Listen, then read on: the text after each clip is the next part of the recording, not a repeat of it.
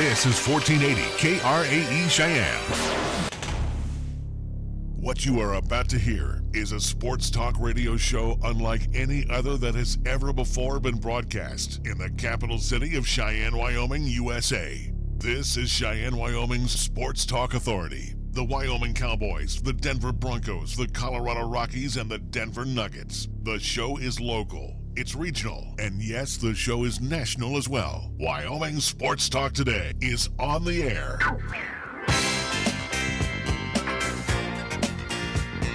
If they're talking sports on the radio in Cheyenne, this is the place it happens. This is Wyoming Sports Talk Today.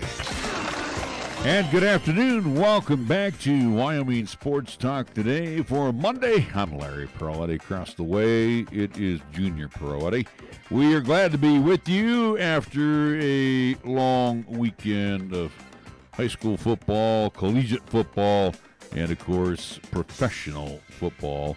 Our program today being brought to you by some great folks. Taco John's of Cheyenne, your home for loaded potato olays. Of course, 3 for $5 walking tacos. Don't forget tomorrow, it's Taco Tuesday. And, of course, you also can get your six-pack in a pound if you're ready for the Monday Night Football game between the Titans and the Cowboys this evening.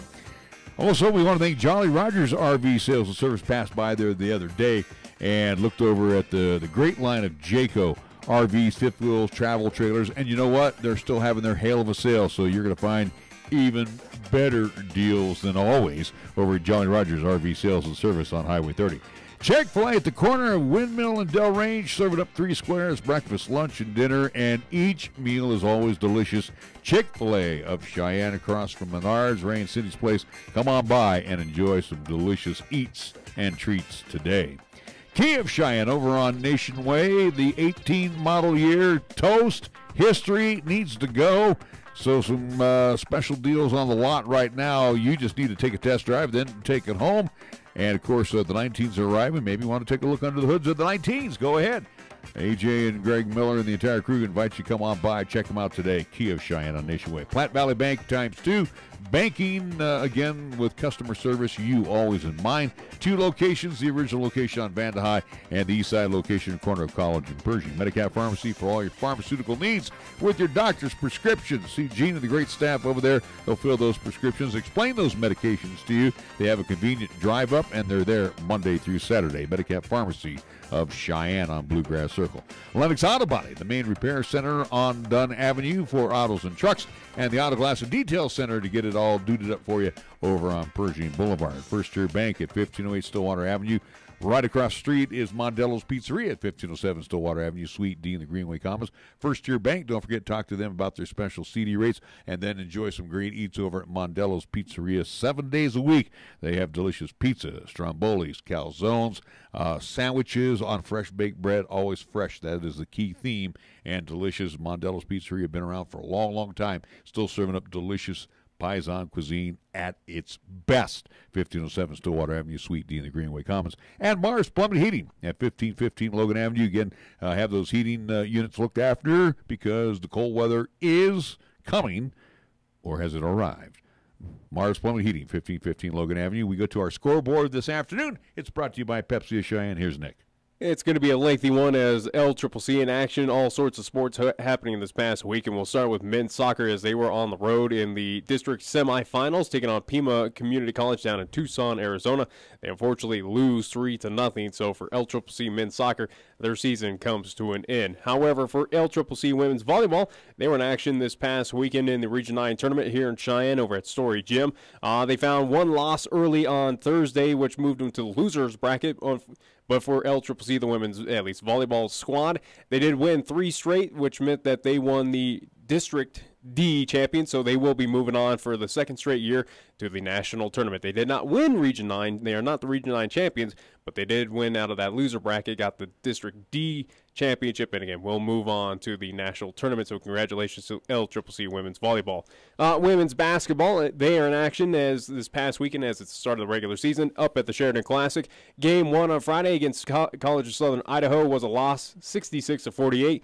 Saturday against Wyoming All-Stars up in Sheridan, the women's program got a victory 80-71. Men's in action as well this past weekend at the Sheridan Classic. Game number 1 against the Wyoming All-Stars was a victory 93-51. Game 2 on Saturday against Otero Junior College was a loss 84-80.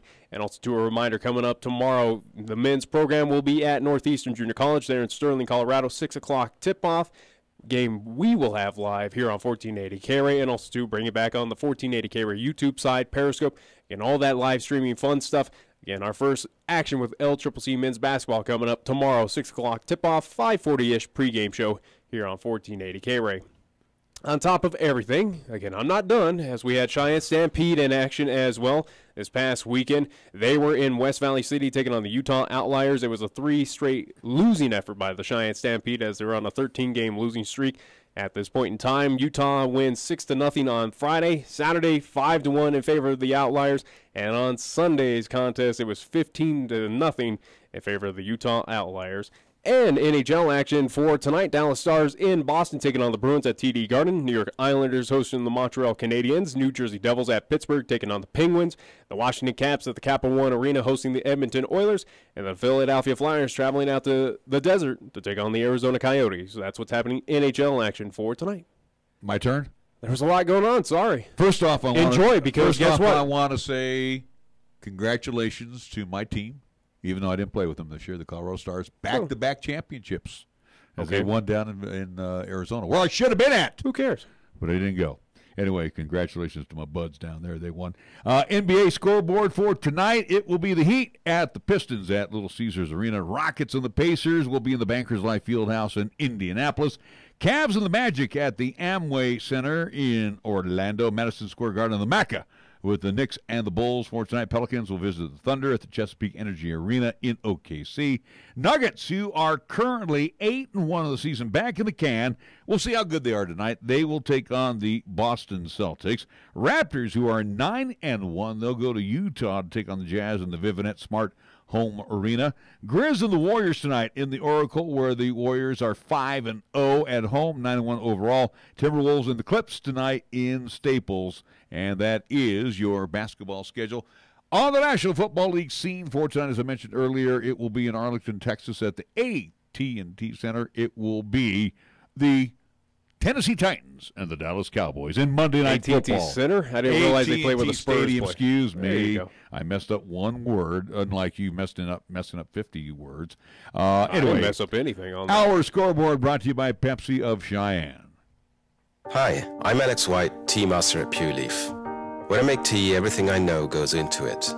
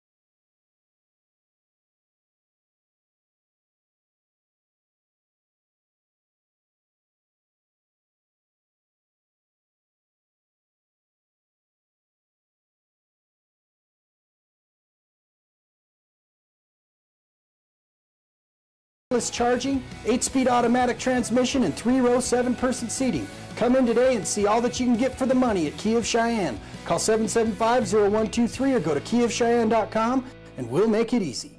There are a lot of things that can go wrong with your vehicle, and most of it is a minor problem. And John at Cheyenne Auto Repair and Service knows the right way to get you back on track. So with temperatures heading south, now's the perfect time to winterize your car or truck. This can be done with a simple oil change, maybe a tune-up, checking the thermostat, brakes, and shocks. It's the little and important repairs that Cars has performed on all makes of vehicles now for over 25 years to keep you motoring along in any season. For an appointment, call 632-0498 or stop on by at 604 West Lincoln Way. Cheyenne Auto Repair and Service, open Monday through Friday.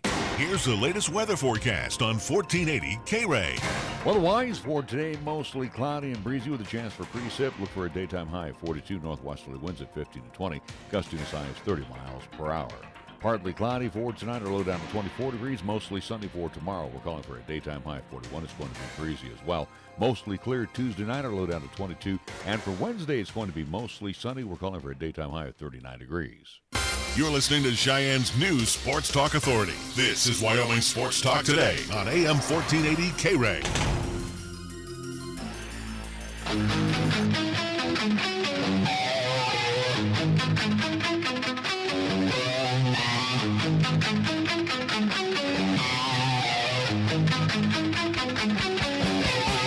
We are back on Wyoming Sports Talk today. We are waiting on our first guest, who's now officially on the clock, and we will hold off on him. We will talk first about the Wyoming Cowboys as they went over the weekend. They beat the ever-powerful San Jose State Spartans 24-9. I got to say this. Whoop-de-doo. No, and again, 2-game winning streak. I would hate to be a writer, especially for our friends in the Trib, and of course being over there at UW.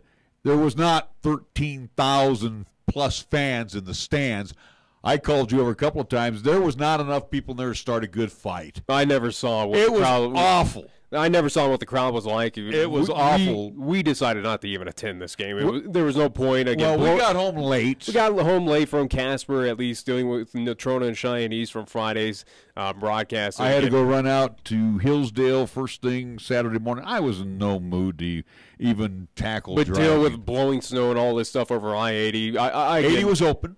Well, it was open. It was not closed, but it was just kind of interesting conditions as, again, with the little brief snowstorm that happened overnight that we ran into getting back home. But it showed that nobody cared about this game. Oh, no. And there wasn't, ladies and gentlemen, there wasn't 13,000. Combined 3 wins between 2 teams. Yeah, there wasn't 13,000 fans there. No. I don't think there was 5,000 people in that stadium. That was a very, very friendly and it was number. Embarrassing when AT&T, because Drew Goodman was calling the game. I did watch it a little bit. Every time they panned to the crowd, it was pretty bad. Yeah. And matter of fact, they had their sideline reporter at halftime. You thought everybody had gotten up and went to the bathroom at halftime. I mean, that's how empty the stadium was. It was awful. Unless fans kind of pulled a CSU Fort Collins route of just kind of filing out at that point in time. But Cowboys were leading 10-0 at the half. Rah. I mean, I guess, yeah, you could stick around for that contest. But, again, it kind of – if that does not make a statement so far, and again, the university will probably play out, hey, weather was a little rough, trying to get over there. People didn't want to travel. Well, you know what they're playing out? They're playing out. They got 13,000 season ticket holders. That's what they got. Yeah, and they should be thankful that they got that so far right now. Will that carry over to next season if things kind of continue with this team? Will it carry over to Air Force? That's the question. I mean, season ticket holders are already set in stone. I think they're more so curious about what's going to be for the 2019 season. But the question will be, will those 13,000 people show up for the next game? I think so. Depending, at least with weather, depending on everything going on. Again, coming off of bye week, yeah, the Cowboys are on a 2-game winning streak so far. Still have a shot. Still have an outside shot, even though there are 7 teams above them right now in the Mountain West that are vying for bowl spots. They still have that chance. They got to win against Air Force, and they got to win on the road against New Mexico. I think fans will show up. It's not going to be what we have seen in the past, clearly, again, of what we saw with Washington State, for Boise, for Utah State. Yeah, that place is not going to be packed. People are going to have better things to do, don't want to sit out there in the cold, and it's going to get a little frosty, as we know here at the tail end of November for Laramie, Wyoming, but I think that 13,000, yeah, probably will be estimated again for Air Force. Well, the Air Force will come. Yeah, I they will think, show up. I think guarantee fans it. from Colorado Springs, absolutely, but it's nothing that's going to wow you going out there. I know there's more people from Colorado Springs that will make the trip up as opposed to those from San Jose. Hell, there was more people at the Natrona County game than there probably was at the Wyoming. There was between Natrona and East, and there was at the Wyoming game. I'm not kidding you on that one. But again, recapping that game, yeah, Wyoming, you should have beaten San Jose State. There's no doubt about it. If they were to lose this game to the Spartans, we'd have major issues with this team. We'd have major issues with what's going on here. And I do believe we have our guest coming up right now. All right, if we are ready to go to the phone, let's go to our phone, and we will chat with our first guest. Good afternoon. Welcome to Wyoming Sports Talk today. Is this Chad? This is. Chad Goff, head coach of the East High Thunderbirds. We held off on talking about the game on Friday night. And Coach, do appreciate the fact that you didn't drop by on Friday night because it was going to be a tough night to talk to you. I mean, 3.9 seconds left in the game, and they put the winning score on the board. But we'll get to all of that in a bit. But I do want to compliment you, and this is not blowing smoke at you. I thought you had a really good game plan. I thought that your young Thunderbirds team, along with the veterans, I thought they put that into play and really frustrated Natrona for a good portion of that ball game. Yeah, I thought our kids responded well. We just didn't make plays when we needed to make plays, and I thought the kids played hard. I thought they gave it everything they had. They were exhausted. I thought it was a great semifinal football game. That's kind of truly how the game's supposed to be played. Hats off to Natrona. We've been in their shoes before on their same field, and so it's definitely a tough loss when you look at all the mistakes and in all areas, coaching, playing, reffing, you name it. It's there's a lot of things that had to go your way to win a game like that, and they just didn't do that. And Natrona was able to get there, like you said, with 3.9 seconds left. It's interesting in your time, and of course Steve Harshman, who's been there a little bit longer at Casper Natrona, but we always think of East Central and the Capital Bowl, but realistically, over the last few years, this has turned out to be a pretty doggone good rivalry between Natrona and Cheyenne East. Yeah, definitely. There was probably when Tevis Bartlett was a young kid, probably sophomore, and I said, this is who we need to make our rival if we want to compete at the next level. This is what we've got to do, and that class kind of took off on that, and we've made some pretty good games with them, and really have shown up to play for the most part when we play those guys, minus your outliers here and there. If I look at game film right now from that game on Friday night, a number that stands out to me, who I thought on both sides of the football was just having a great night. I mean, he saved his best for one of the most important games, and that was Ox Schroeder. I thought he played well on both sides. Yeah, Ox had a great season for us. He's just a young kid. Started out playing some JV here and there, and just started making plays, put him in some varsity games real early to try to get him that experience, and stepped up and made some good plays. He's a good athlete, and just understanding his the receiver position was huge for him this year, and just truly a changed kid. Especially for Ox Schroeder, he had a phenomenal game that we saw there Friday night, but also, too, want to spotlight a few players that I saw from Friday night's game that also kind of saved. It seemed like the best for the last against Natrona County. One would be at least Chance Aumiller. It seemed like, again, filling in the role for Graydon Buell, at least being out, but Chance, it seemed like he was kind of firing on all cylinders throughout that game. Yeah, Chance played a good game. He doesn't have the reps that all those quarterbacks have going into the semifinals, and he made the best of it. And I thought he put us in a position to win that football game. And we need some other things to happen, but I thought Chance did a good job of putting us in a position to be successful in that football game. And having a touchdown called back, that hurts. And that proud of him and how he responded to have two of his three starts this year were against the top two programs in the state, and I thought he played well in both. We're talking with Chad Goff, East High Thunderbird head coach, and coach, a couple of things that really hurt in the fourth quarter. And gosh, I hate to relive it, but first down goal at the 6, and then first down inside the red zone, and the next thing you know, you're punting near your 40-yard line. I mean, gosh, what went wrong? Well, one of those I'm pretty sure was the holding call, and you get that holding call, and that kind of deflates your sails, and we didn't respond well, and you end up taking a sack on a third and long, and that just makes it even worse, you know. And so that those two, I think there was twice, like you said, that happened, and that's credit to Natrona too. I mean, Natrona's the #1 defense in the state. They don't give up very much, and when they got down in there, they sure tightened up, and they did a really good job of not letting us cross that line there late in the game. You know, you held Dante Wallace in check in the first half. You forced Cade Stoner out of the ball game, and I guess to their credit too, that sophomore quarterback came in, and he breathed a whole new fresh life into that team. Yeah, I don't know that we forced Cade Stoner out. I think that was kind of their game plan. They've been doing that the last few games, giving Cade the start, seeing what's going on, and then that sophomore, he's a dynamic athlete. He does a lot of good things. We've seen him in the sophomore game this year. We've seen him in the JV game. That's a kid that just kept getting better and better as the season went on, and he came in and did a good job. He's an athletic kid, fast, and really did a good job for them. You know, you're in your days of coaching, you try to maintain some decorum out there. But I know on that last touchdown, you came onto the field to discuss some stuff with the officials.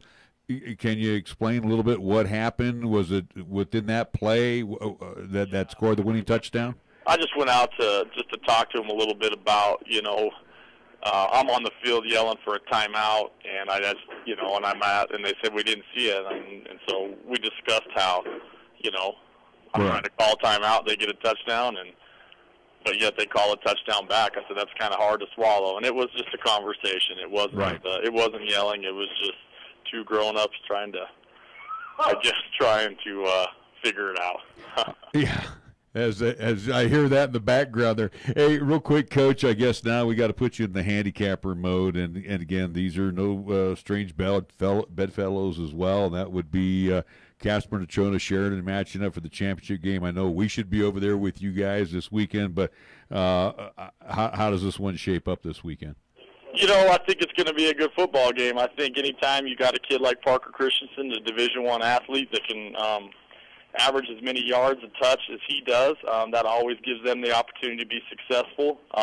Their athleticism with the Kuhn kid as well, the Sessions kid, I mean, you name it. They just got another family coming through, just more and more family members coming through. So that always gives them the opportunity with their athleticism and the way they spread that ball around, make you truly defend the whole field and stay honest the whole game.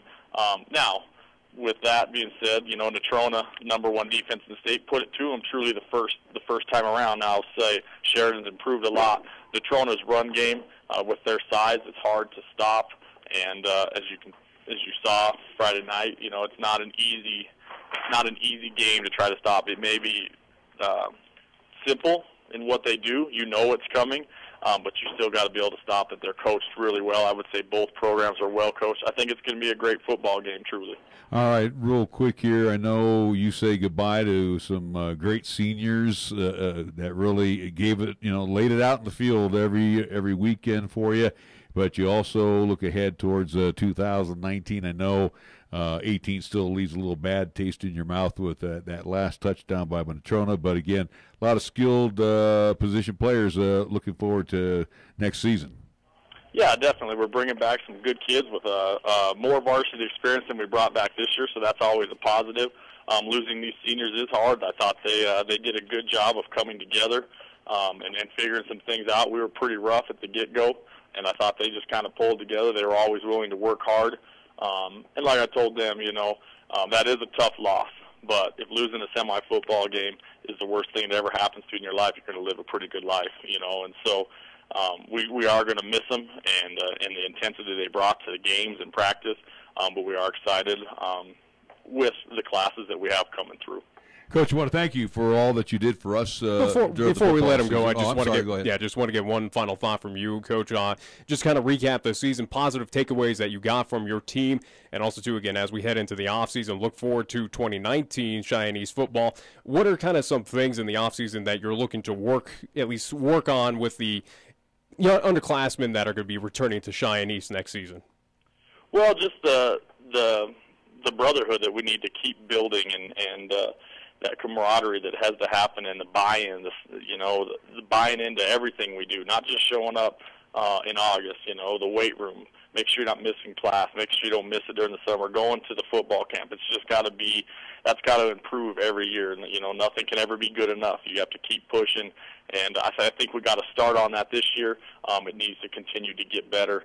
But, yeah, we have, like I said, we have some good younger classes coming through. We're excited about them. And like I said, we're gonna miss those seniors. Those were good 4-year kids. 20 seniors that all of them played 4 years for us. That's a pretty big chunk of people to lose. Well, Coach, again, as I was saying before Nick stepped in, thank you so much again for all that you did for us. Looking forward to being back on the field with you again next season. All right, thanks, guys. I appreciate it. All right, Chad Goff, head coach at Cheyenne East, joining us here on Wyoming Sports Talk today, again with the game on Friday night.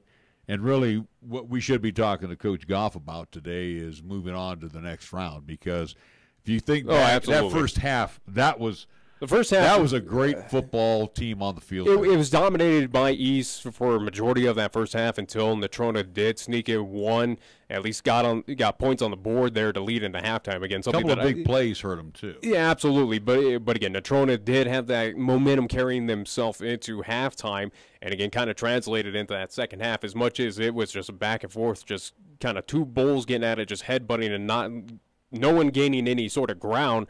Again, whether it was that East defense, that I give them all sorts of credit, and I did that in that entire game Friday night of just how phenomenal they were doing.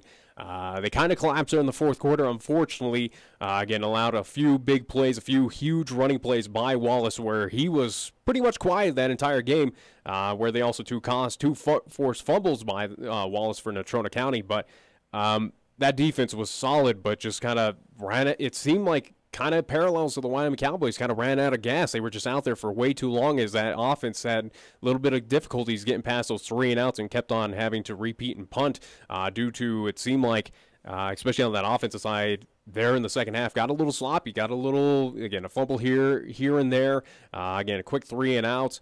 And then also you're down. It just felt like that second half just kind of collapsed. Well, you were on that 6-yard line and you got that first down and goal. It was next thing you know, you're punting on fourth down. It was 30 something or other. It was goal and 45 yards to go for Cheyenne East. As again, the penalties, they did have 2 penalties. Again, the sack as well, 2 on Chance Allmiller. So again, where it took them out from where they had the touchdown, got called back by the holding, got them out of field goal range, and that would have at least, as looking back on it, would have solidified at least a win if they were to get that 3 points, at least by a field goal, if anything. But again, just the quick, you also got to give credit to Natrona of what they did. It's clawing back, fighting through that entire contest, and again, coming away with the last-second victory there at home.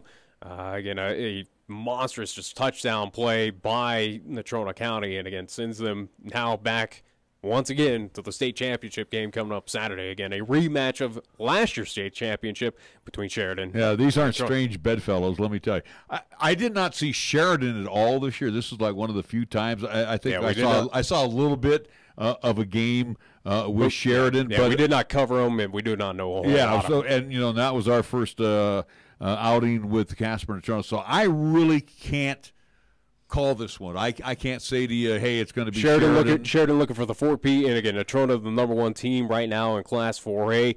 Again, in my opinion, debatable. I think the better team was beaten this past Friday. Right. I really do think so. I think East was a better team. They should have won that game. There's no question at all. But, to size up this one, Sheridan, surprised they're even in the state tournament, especially they're on the road against Gillette, or at least I'm not. That one I'm not surprised. In Gillette against Thunder Basin. Thunder Basin, I still thought was an upper echelon team that should be in the state championship game as well too. But Sheridan, again, credit to them, even without the head coaching staff that they had of last year. Now moving on, they know how to get it done. They know how to win. They know how to. It's kind of like the Golden State Warriors almost, if I have to bring that up of, hey, the regular season almost doesn't matter to this team. It's the playoffs. That's when it matters. That's when this team steps it up. And the Bronx certainly showed this past weekend. Again, a close victory for them on the road against a very talented Thunder Basin team. Again, a Thunder Basin team that I thought could possibly win the state championship this season. Again, got I guess you can say, kind of upset there in Gillette on their home field. But, again, a rematch of two storied football programs in the state of Wyoming. Unfortunately, again, without the Cheyenne East program that should be there, in my opinion, it still will be a fun one for folks to go check out if you want to over in Laramie. Well, also, too, going back to that Thunder Basin ball club, they're similar in losing veterans, Thunder Basin seniors, but they do have some skilled players coming back in quarterback Mason Hamilton. Yeah, Hamilton will come back. But again, running back is coming back. They're going to get hurt, and they're going to come back down to reality. Thunder Basin is, especially graduating. They're going to have a lot of seniors graduate. Is it something that we see? And again, this is previewing of 2019. Obviously, 2018 has not wrapped up yet. It will wrap up this Saturday. But it might be a situation I'm interested to see how those two Gillette schools do for next season, where Thunder Basin, I think, comes back down to reality. It doesn't kind of flirt around with that top one seed in Class 4A. And I think as well, too, as they're losing at least older talent, Campbell County, they're returning a lot. I think Campbell County is about 3-4 years away. I think Thunder Basin will be a mid-tier team, again, just with Mason Hamilton. And, again, all the receiving core that he has are all juniors. Yeah. So I think, again, depending who they're going to put in front, to keep people out, that's what is up for debate, who's going to be blocking for Mason Hamilton next year. But I disagree. I think Thunder Basin will still be 3 steps ahead. I think Gillette or Campbell County is going to be down a good 2-3 years. All right, we do need to take a timeout. We'll come back, and we will talk more of Wyoming Sports Talk today right here on 1480 KRAE. Are you looking for a pharmacist who will actually take the time to talk to you? Then come to Medicap Pharmacy. We're dedicated to healthcare only, which means we'll fill your prescription quickly, and then we'll make time to listen, answer your questions, explain your prescriptions, and tell you about possible drug interactions. Medicap Pharmacy, we'll always make time for you. Medicap Pharmacy, 1947 Bluegrass Circle, next to Texas Roadhouse in Cheyenne. Or call 635-3712. When you say Mondello Pizzeria, think authentic Italian. When you say Mondello Pizzeria, think made fresh from scratch. When you say Mondello Pizzeria, think great pizza, delicious Philly cheesesteak, superb hot and cold Italian sandwiches, meatballs, sausage, and special subs, calzones, crisp salads, and great service. When you say Mondello's Pizzeria, think unmatched Italian taste. Mondello's Pizzeria, 1507 Stillwater Avenue, your only true Italian stop for lunch or dinner. Due to our stormy season this summer, Jolly Rogers RV Sales and Service is offering you a hail of a deal on a wide variety of travel trailers, including toy haulers. Get up to an additional 50% off MSRP on Jolly Rogers' already low prices. Check out their new and used inventory. Damaged or not, you can still travel in style. Call Jolly Rogers RV Sales and Service today, your exclusive Jayco dealer, at 634-8457. See them at 6102 U.S. Highway 30 or go to jollyrogersrv.com. John Barrasso, fighting for all of Wyoming. Wyoming is a land of spectacular beauty and great history. Teddy Roosevelt praised Wyoming's cowboy cavalry that helped form his Rough Riders. That cowboy courage and determination lives on today in our people. John Barrasso is working to unleash Wyoming's potential, fighting to end the war on Wyoming's energy economy, honor and serve Wyoming veterans, confirm common sense judges who understand the Constitution, protect our farmers and ranchers from costly Washington rules and mandates. And John fought for and won tax cuts that help hardworking Wyoming families and businesses. As a doctor, I help people get healthy again. Now as a senator, I fight to protect our state and make our country stronger. I'm John Barrasso. I approve this message, and I'm asking for your vote to keep fighting for you and Wyoming's families. Paid for by friends of John Barrasso. BarrassoForWyoming.com. When it comes to sports talk in Cheyenne, it's a whole new ballgame. Let's play ball! You're listening to Wyoming Sports Talk today, and it's only here on AM 1480 KRAE.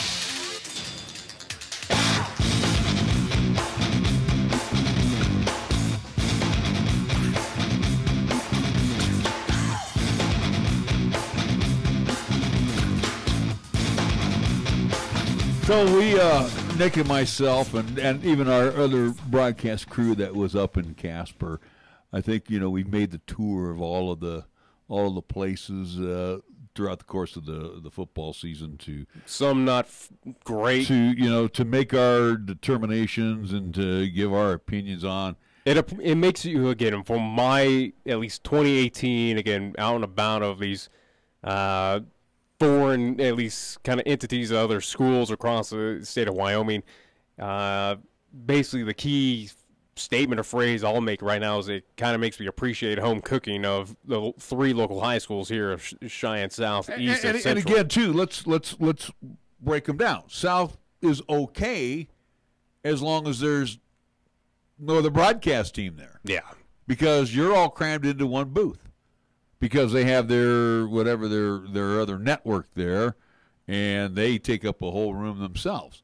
You go over to Central, and in their press area, you have some separation, but you still can hear each other, talking. Yeah. But East has done it right over at the Okie Blanchard Sports Complex. You have your own separate area. You can shut the door. You can close out the noise. Which is the same with also too Thunder Basin. Thunder Basin, again, really, they built that.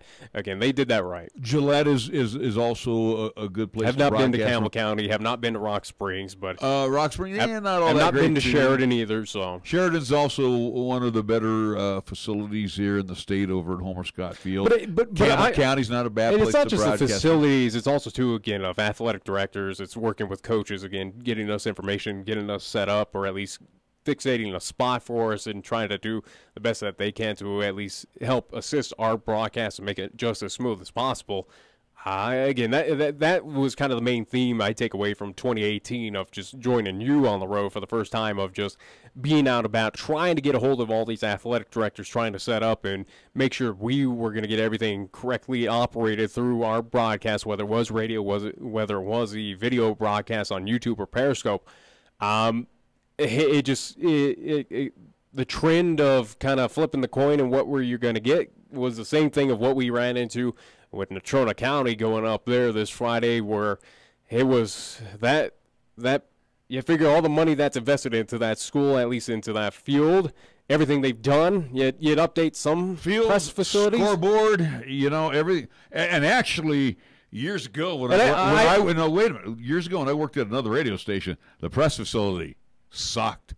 It was cold. It's still nothing great. I know, but what bothered me, and you and me have had that media experience. Matter of fact, both in Fort Collins at the Canvas Stadium as well as at the University of Wyoming up at War Memorial Stadium.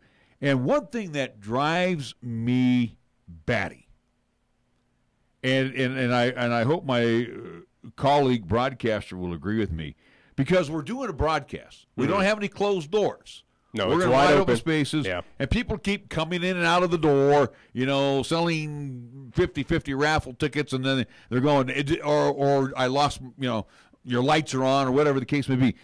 But you have people up there in the press box that should not be there. Yeah. What you should have up there are announcer, and PA announcer, spotters, stat people, coaches, newspaper, coaches, that type of deal. But you have some clingers or hangers-on, and they're the ones that make the most noise. In a press box situation, you're supposed to conduct yourself with smarts. No cheering. In a business No cheering in the press box. Yes, your announcer is a homer. No cheering and no swearing in the press box. And again, like I said, I don't know, my other broadcast colleague could hear what we were hearing. I think he could. But, and it's like it's a lack of class. Again, when you're in a press area, that's what it is. It's a working media area. Yeah. We're working. The other broadcast crew was working. The newspaper guy who sat next to us, I think from the Casper Star, he's working. He was trying to work he was cramped in between two of us as well, too. This press box was a dump. Oh, absolutely. And matter of fact, I could tell you years ago. And I think it also too goes on with what is happening up in Casper, where again radio broadcasting for high school athletics does not exist because again they give up so much excuses up there in the Oil City about what's going on. It's a complete joke, but I think it's a reflection of, well, they don't care, we don't care. Yeah. other entities coming up to our place, deal with what we got. Who cares? And it kind of reflected as well, too, from the athletic director up there. Again, another AD that just shows a little lack of respect. Again, also, too, from my understanding with the other broadcast crew as well, too, who made it up the trip. You're notifying, again, I email you, I leave you voicemails constantly to make sure that we have everything squared away. They got back to you when? I do believe Friday while we were out. Yeah, 4 o'clock just before the game, as I emailed them on Monday morning and called them daily throughout this week to notify of, hey, do we have a spot? Do we have all this set up? And just to make sure that you know that we are going to be there. But no, day of, we got that information. So, again, all I can say is I appreciate the home cooking here. Again, Mark Puev, 80 over at South, 80 Jerry Schlabs at East, and also to Chad Whitworth at Central. Again, appreciate all three of you, what you do for us here in town. And I think also, too, again, class acts for probably other entities that come across the state to compete at East, South, and Central. But on the road, though, it's just what is – the state is not prepared. It's not ready. I don't get what is going on in Laramie and Casper. If they just say, hey, foreign entities, we're going to make it as rough as possible for you guys, make it as tough to do a broadcast just as is, I don't know. I really don't know. But it's getting to a point where it's a little bit frustrating. And, again, just to go out there and be open and honest about everything, you know, it's something that needs to change. And I think it's something that we needed, honestly, probably talk with Commissioner Ron Laird, possibly. I don't even want to go that route. Just let it be known. And it's coming up on basketball season. Yeah. You got 2 outlets in Gillette broadcasting, 2 outlets in Cheyenne broadcasting, 2 outlets in Sheridan. 2 outlets in Cheyenne that also, too, are adding, or at least have additional pieces the web to stream. Yeah. You got 2 outlets in Sheridan that broadcast. Okay? 1 in Laramie, 1 in Rock Springs. None in Casper. None in Casper. Yeah. There you go. So, and you're right. I would say our guys here, and again, not sucking up to them, but our guys here, Puev, Schlabs, and Whitworth, I'm sure they pull their hair out knowing, well, Mark doesn't have much more to pull out, but I'm sure they pull their hair out when they know that 2 Campbell County guys are coming down.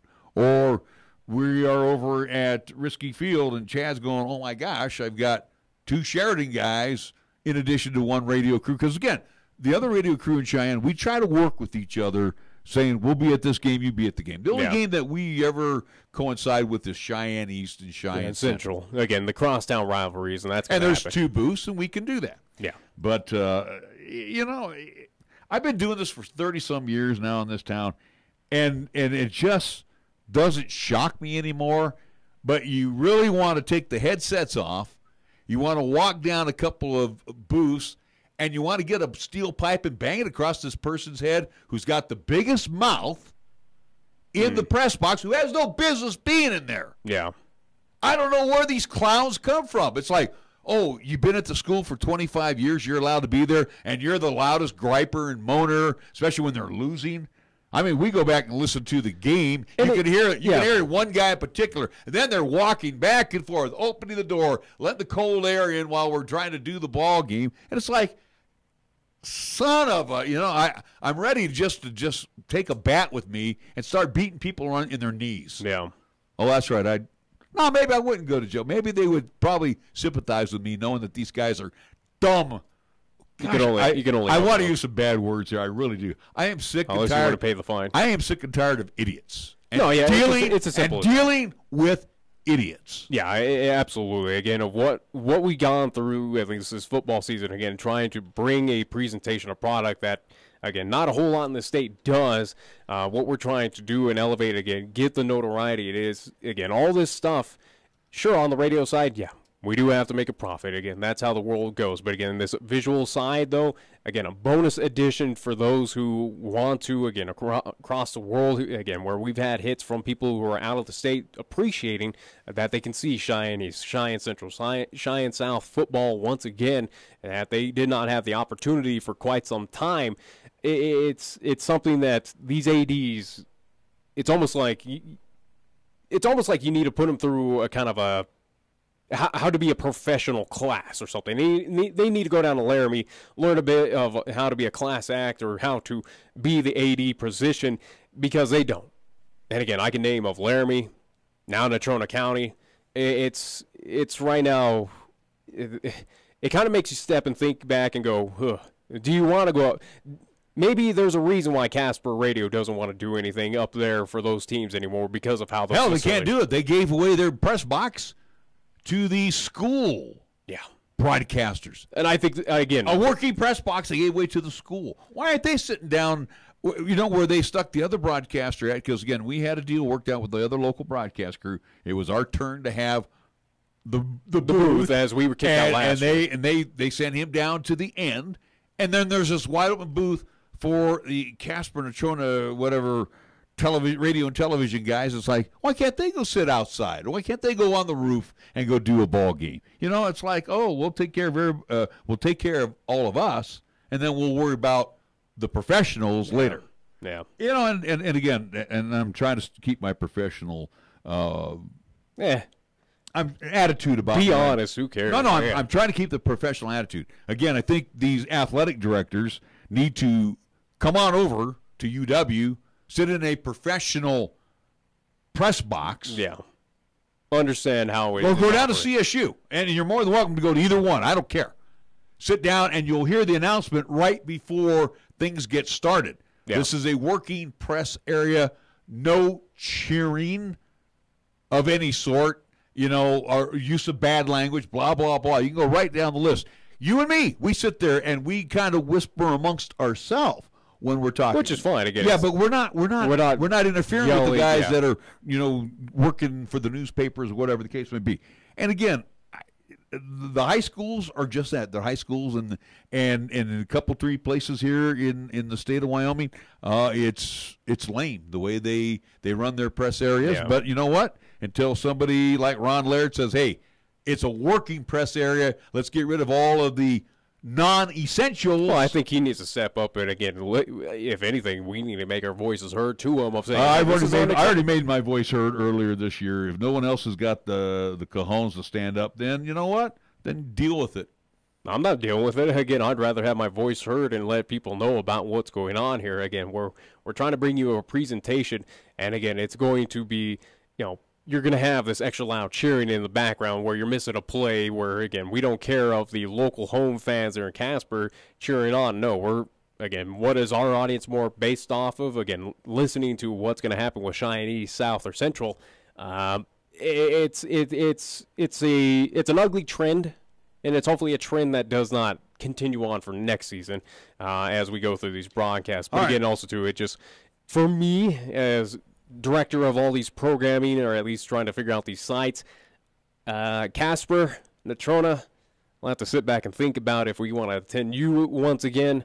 Laramie, yeah, you're kind of out of the books as well, too, of how unprofessional that outfit was as well, too, this season. So, well, and the thing is, too, we're sitting here and we're griping about our stay at Natrona, but the point is, we should be talking about. I think also too. Again, it's also too. East should be moving on to the championship game. That team was the better team. I don't think it's us griping as well too. I think it's also too us standing up for our listeners and sometimes our viewers as well too.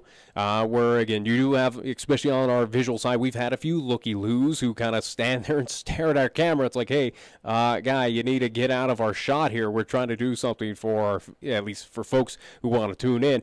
And I think that's plain and simple what we're doing as well too. Again, it's not. Yes, it is us kind of griping and complaining, at least keeping it in a professional manner. We do hold ourselves higher, at least a high standard. Again, it's not a dumpy outfit. It is something that we're trying to bring what is the best for you, the listener, you, the viewer. And again, I think with us at least talking about this and bringing it up, I think it's also too of trying to bring the listener and viewer along with us, of saying, hey, this is unacceptable for you as well. We want to bring you the best. We're unable to do it due to X, Y, and Z, and this is how things need to change. This is, again, it's not our fault.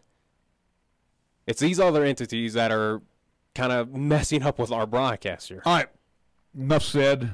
Done. Yeah. Get off the soapbox. We're going to take a timeout. We'll come back. You got to go to the Fishbowl of Awesomeness. Yeah. We got some giveaways to do.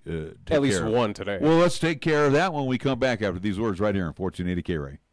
For 56 years, 1480 KRAE has been Cheyenne's home for good times and great oldies. Also with KYY FM, we are Cheyenne and the area's only locally owned AM/FM combo radio stations. Add that to the addition of 3 FM radio translators to serve the area with programming from both KRAE and KYY, and that equals a lot of bang for your local advertising dollar. Radio, yesterday and today, still works. For more information, contact Larry Proetti at 307-637-0301.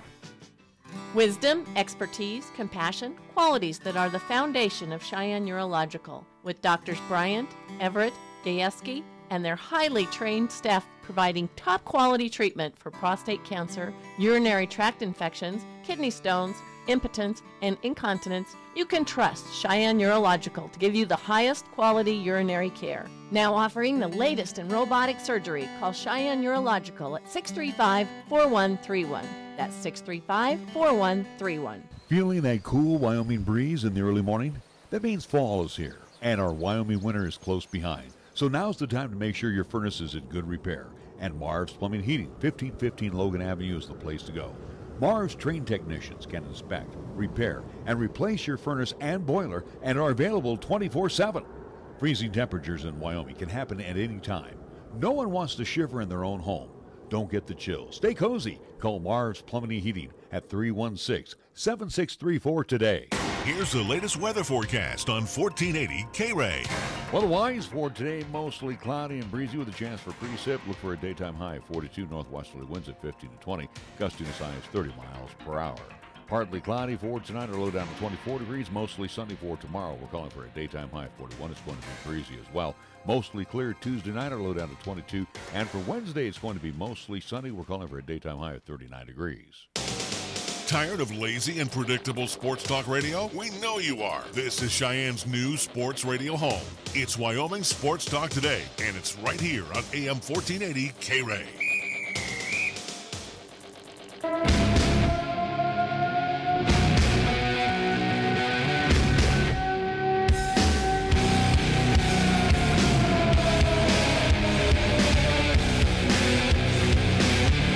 We are back on Wyoming Sports Talk today. We were getting into the Wyoming Cowboys, and we didn't get a chance. How long do we need to spend time on Well, no, but I mean, you have to look at some of the numbers over the weekend. Again, are they a little inflated due to it is San Jose State? Well, I don't care, but a win is a win. Team that rushed for 424 yards. That's 424 yards rushing. Against a team that has one win. I don't care.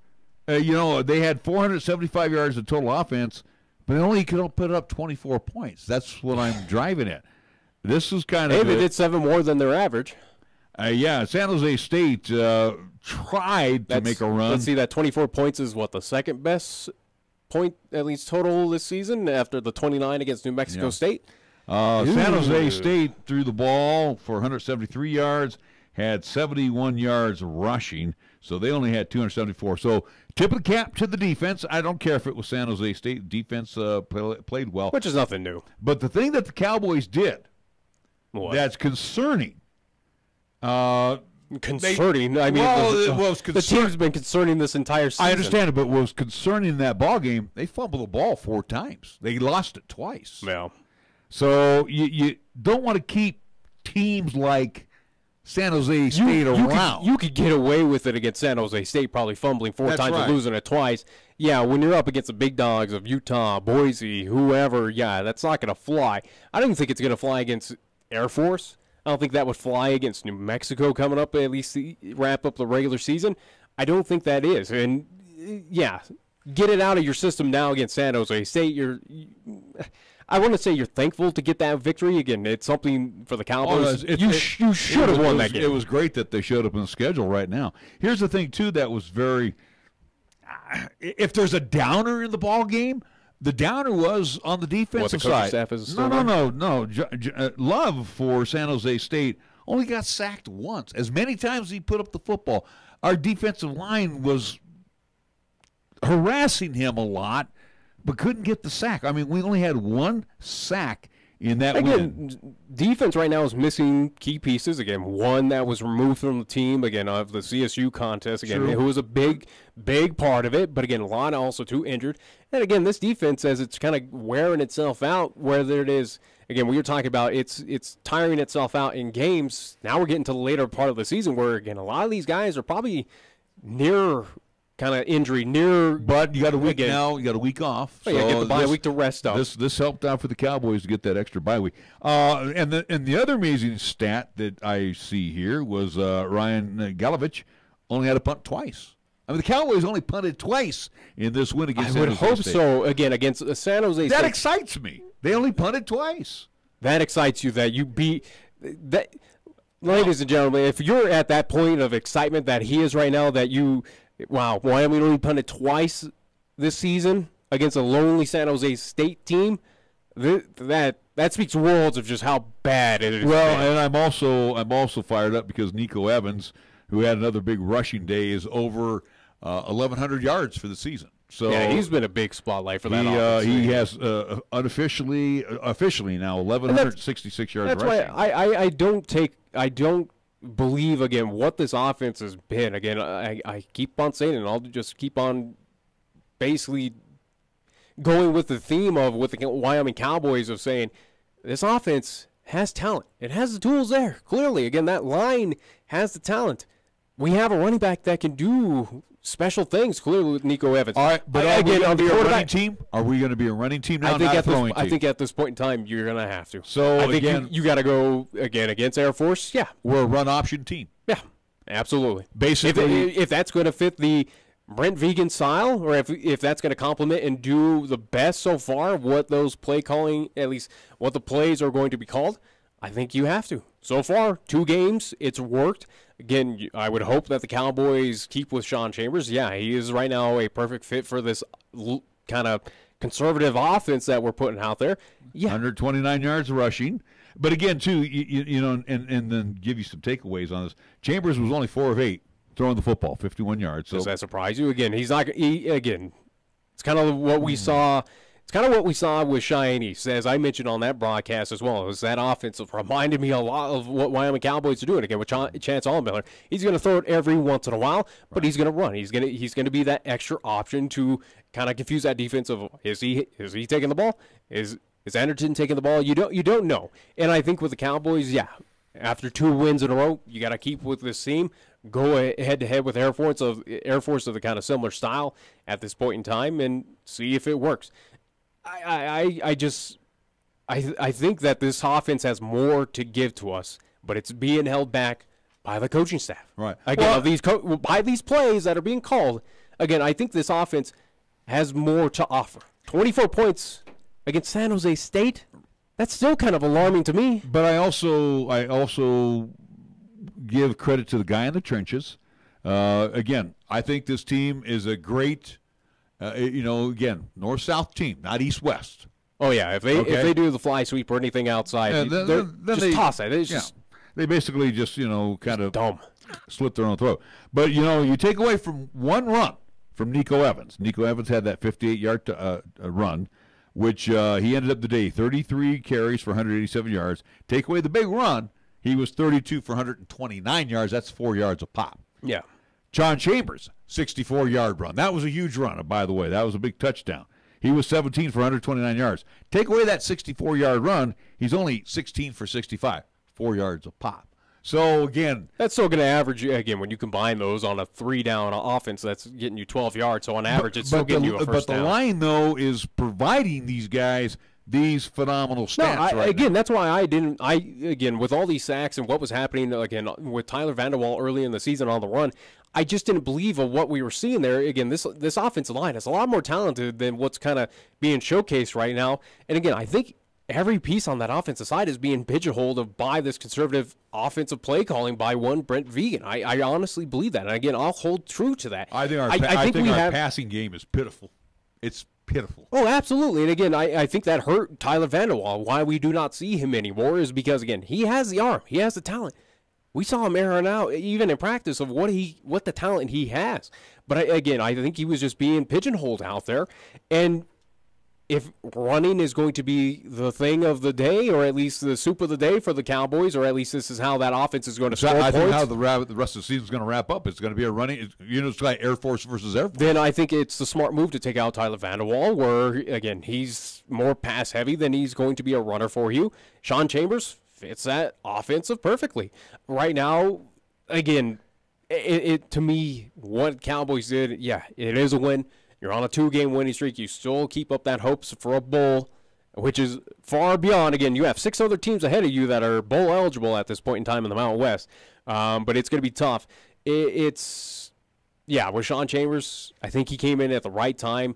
He is the best personnel. That's going to complement this offense. So that is as is. Again, if these plays are going to be called by one Brent Vegan, I think, yes, he is the best of what he can do for this offense to make it, again, kind of polish up the muddy. But I want to say this, though, to Coach Bull. As Coach Bull says, we run a pro-style offense.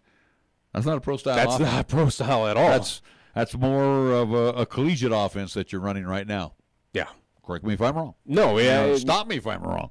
All right, we got to take a time out. You might as well just go to the flex bone or the wishbone. Yeah, you might as well. I don't understand why you're not changing things around completely and just take a page out. Take a page out of Air Force. Throw the football when you have to. Yeah. That's essentially what they're doing, though. You're throwing it out of necessity. Yeah, 4 of 8. Yeah, pretty much you are running a flex bone, wishbone style offense. Yeah, but the good news is when you run the football, Nick, the games go faster. You get out of there a lot earlier. Thankfully. All right, we're going to take a timeout. We'll come back with hour number 2. We'll kick off the hour after our scoreboard. When we do our break with Pepsi, we'll come back and give away some tickets to the Cheyenne Stampede in town finally for this weekend. We're back after these words. This is 1480 KRAE Cheyenne. Also being heard on translator K266CC Cheyenne at 101.1 FM. What you are about to hear is a sports talk radio show unlike any other that has ever before been broadcast in the capital city of Cheyenne, Wyoming, USA. This is Cheyenne, Wyoming's Sports Talk Authority. The Wyoming Cowboys, the Denver Broncos, the Colorado Rockies, and the Denver Nuggets. The show is local, it's regional, and yes, the show is national as well. Wyoming Sports Talk Today is on the air.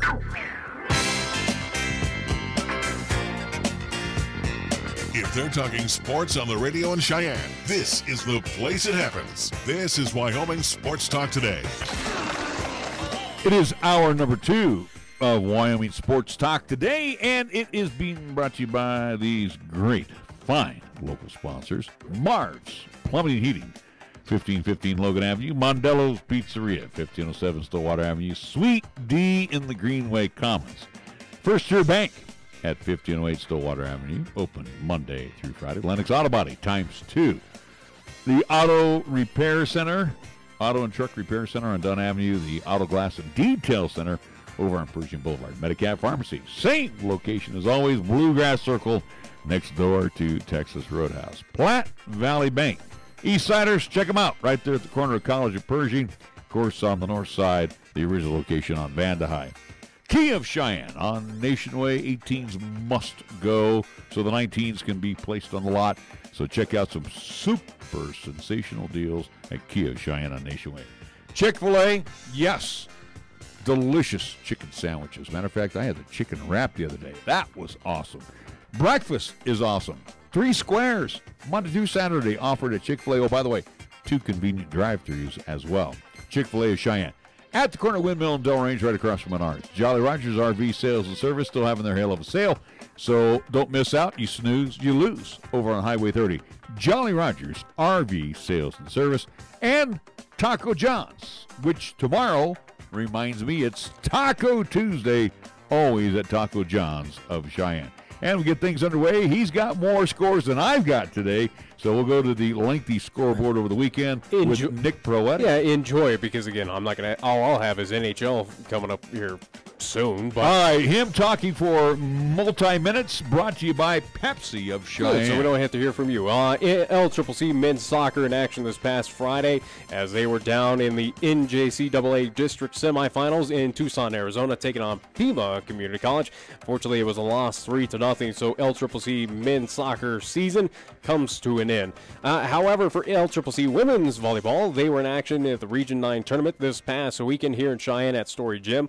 They found themselves losing, at least on Thursday's contest, but that moved them to the loser-out bracket, which they did win, and they are not Region 9 champions. However, they are the Region 9D district champs.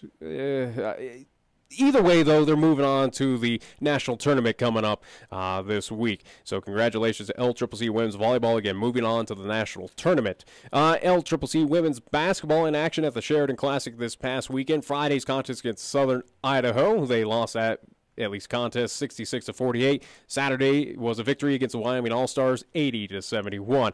Men in action as well at the Sheridan Classic. Game number 1 against the Wyoming All-Stars was a victory 93-51. Game 2 against Otero Junior College up in Sheridan was a loss 84-80. And also, too, again, reminder that on 1480 KRAE will be our first ever LCCC basketball broadcast here on the airwaves, and also to video live streaming on YouTube and Periscope as LCCC men's basketball in action at Northeastern Junior College. 6 o'clock tip-off, 5:40-ish pregame show here on 1480 KRAE. Cheyenne Stampede in action as well. They were on the road in Utah taking on the Outliers in 3 contests. Unfortunately, the Cheyenne Stampede could not find their first victory of the season as game 1 against Utah, it was a 6-0, at least losing effort. Game 2 against the Outliers, 5-1 in favor of Utah. And Sunday's matinee contest, it was Outliers 15, Cheyenne Stampede 0. NHL action for tonight. Dallas Stars in Boston taking on the Bruins at TD Garden. The New York Islanders at Barclays hosting the Montreal Canadiens. New Jersey Devils at Pittsburgh taking on the Penguins. In the Capital One Arena, the Washington Caps hosting the Edmonton Oilers. And the Philadelphia Flyers traveling now to Phoenix to take on the Arizona Coyotes. That's what's happening in NHL action for tonight. To the National Football League, it's Monday Night Football, and it's must-win night for either team, the Titans or the Cowboys, and we'll find out at AT&T Stadium in Arlington, Texas, as the Cowboys got it right this Tennessee. Yes. In the NBA tonight at the Little Caesars Arena in Motown, the Pistons hosting the Miami Heat, Rockets and the Pacers in Indianapolis, Cavaliers and the Magic in Orlando. In the Mecca, the Bulls and the Knicks tonight in Madison Square Garden. Yawn. Pelicans and the Thunder. What do you mean yawn? Knicks are terrible and Bulls are awful. Yeah, but it's the Mecca. So you want to watch a ball? The Mecca right now is Oracle.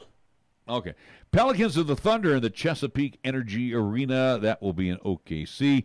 Nuggets tonight in the can at the Pepsi Center. Take their 5-0 home record out tonight. 8-1 overall, as they will play host to the Boston Celtics. Are the Nuggets for real? We'll find out against the Beantowners. I think they beat them tonight. It will be the Raptors at the Jazz in Salt Lake City.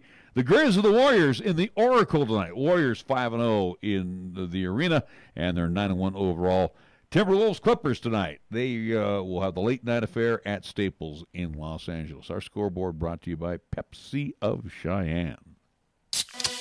This is the Pepsi that's got a date with your taste buds. We're talking 1,000 bubbles dancing a two-step with you and 2 tacos at 2 a.m. Order number 83. Come on, you're up. This is the Pepsi that has mastered the art of the late-night munchies and is always down to dig into some deep dish. Hey, we don't do deep dish, capiche? Try telling that to Chicago. This is the Pepsi for po' boys, pulled pork sliders, and the godfather of all sandwiches, the Godfather. This is the Pepsi for street carts, anything a la carte, and is dying to make the leap into your grocery cart. Come on, take us home with you. This is the Pepsi for those who are forever fun. This is the Pepsi for every generation. Got something to say? Then get it off your chest right now. Phone lines are open at 307-514-1071. Make your opinion count and call the show. Wyoming Sports Talk today.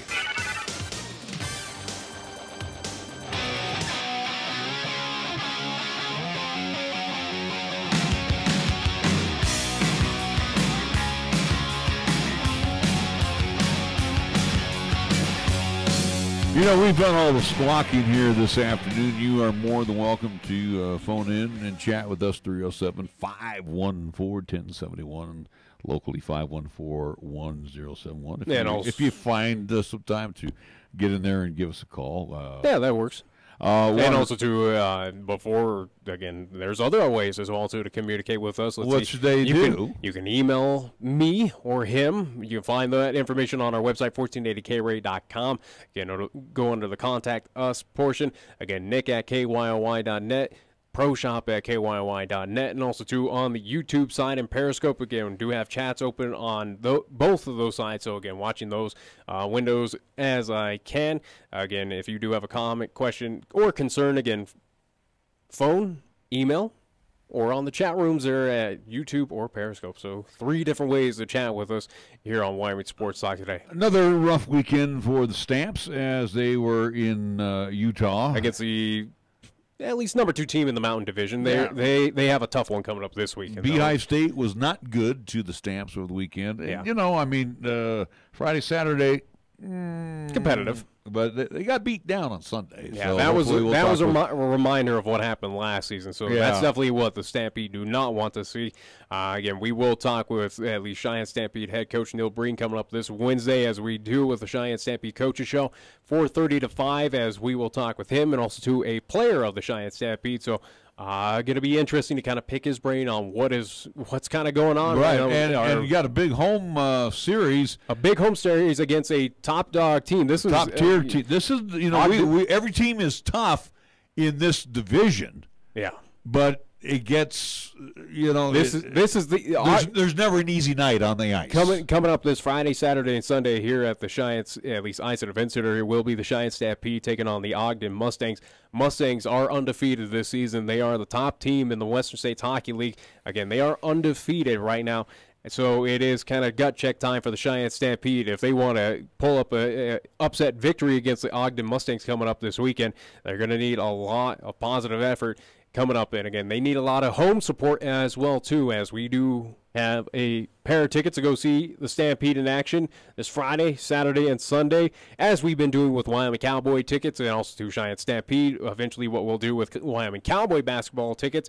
Again, thank you to all who did comment, like, share the post over on the Facebook side, which you can still do, as we'll be giving away a pair on Saturday and a pair on Sunday, or at least a pair for Saturday, a pair for Sunday, as we'll be giving away on Wednesday and Thursday of this week, where you can still enter over on the Facebook side, again, where you find us at facebook.com/WyoSportsTalk, or simply search for Wyoming Sports Talk today. So thank you to all who have entered on that side. So we'll get to it right now, and I'll continue my thoughts with the Cheyenne Stampede and talk about what's coming up this weekend with the home series against the Ogden Mustangs. So today's winner for a pair of tickets to go see Friday's game against Stampede and Mustangs, along with a pair of goodies to go see our friends over at Chick-fil-A at the corner of Delrange and Windmill, will be Tanya Lloyd. Tanya Lloyd will be our winner. She will go see the Stampede in action this Friday. Tanya, I will notify you on the Facebook side. I will message you how you come by and pick up your tickets and your goodies to go cheer on the Cheyenne Stampede. And that's for Friday night. That is for Friday. November 7:30. 7:35, actually. 7:35, Friday, Saturday. Sundays matinees are always at 1 o'clock. And also, to this, at least a weekend, it is military appreciation for all 3 games, as also to what they are doing right now, as they are auctioning off those military player-worn jerseys, which you can go online at CheyenneStampede.com. At the top, there's a jersey auction, which you can click on if you want to get a specific player's jersey. Again, I think, do believe, starting bid on each jersey is $125. These are kind of premium, at least authentic jerseys that the Stampede will be wearing through all 3 games this weekend coming up. And also, too, on Friday's contest, Friday night, it'll be rolling the dough. So I'm assuming something with money. Yeah. So, not bad. That's a fun promotion. And again, all these proceeds as well, too, with the jersey auctions do go to at least Stampede Charities, hosted by the Stampede Sports, which is a nonprofit charity of the Stampede Hockey. So again, they, at least those profits that they are getting from these jersey auctions, will go back to charity. So again, go online, or also, too, you can bid at the games. I do believe they end on Saturday at the 3rd period. So again, you can in person bid on the jerseys as well, too. So that's it. That's it? That's all you got to say? I said plenty. All right. You haven't said it. You haven't said a word. All right. Well, I'm letting you have your day in the. It's like you would even know, like you even done your research on what was happening this weekend. You wouldn't even known it was military appreciation. What do you think I don't get emails from Mark Lance? I don't think he likes you. I don't think he likes you. He always sends me emails, so don't go there. He sends me more. Oh wow! Well, you and him are just good old-fashioned buds. All right, back to the Mountain West Conference after the Cowboys win. Let's get you caught up on what happened over the weekend. Fresno State absolutely blew away UNLV at Sam Boyd Stadium. Final score in that contest, 48-3. Well, they are the number 23 ranked team. And that's good for them. That's going to move them up the charts. Air Force. It'll barely move them up. Well, again. They might get one or two. UNLV lost to San Jose State. You want to get within the top 20, though. Air Force and Army, they had a good one as well.